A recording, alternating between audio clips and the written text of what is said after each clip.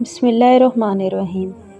حضرت مصطفیٰ صلی اللہ علیہ وآلہ وسلم کی عمر 35 سال تھی جب تعمیر کعبہ کا ایک اہم واقعہ پیش آیا۔ سیلاب کے باعث کعبۃ اللہ کی دیوار ایک جگہ سے ٹوٹ گئی تھی اور اس کو دوبارہ بنانے کا کام شروع کیا گیا۔ سارے قریش اپنے کندھوں پر پتھر اٹھا اٹھا کر لاتے اور ڈھیر کرتے جاتے تاکہ تعمیر میں کام آئیں۔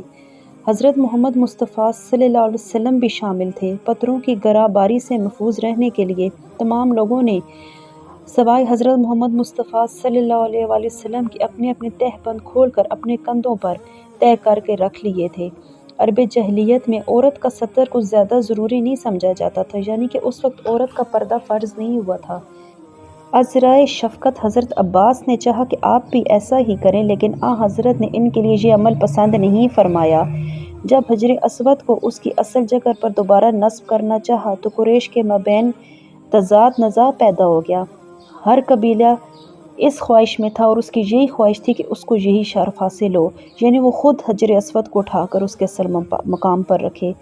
جھگڑے نے یہاں تک کہ طول کھینچا کہ تلواریں نکل آئیں۔ اس وقت آپس میں سمجھوتا ہوا کہ کل صبح جو شخص سب سے پہلے حرم میں داخل ہوگا وہ اس بارے میں فیصلہ کرے گا، وہ سب کو قبول ہوگا۔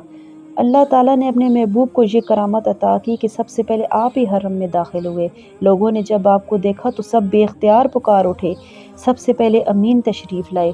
آپ کے حکم کا سب کو انتظار تھا، چنانچہ آپ نے اپنی چادر مبارک زمین پر پھیلا دی اور ارشاد فرمایا کہ حجر اسود اس چادر پر رکھ دیا جائے اور چادر کے کونوں کو ہر قبیلے کا سردار پکڑ کر حجر اسود کے اصل مقام تک لے جائے۔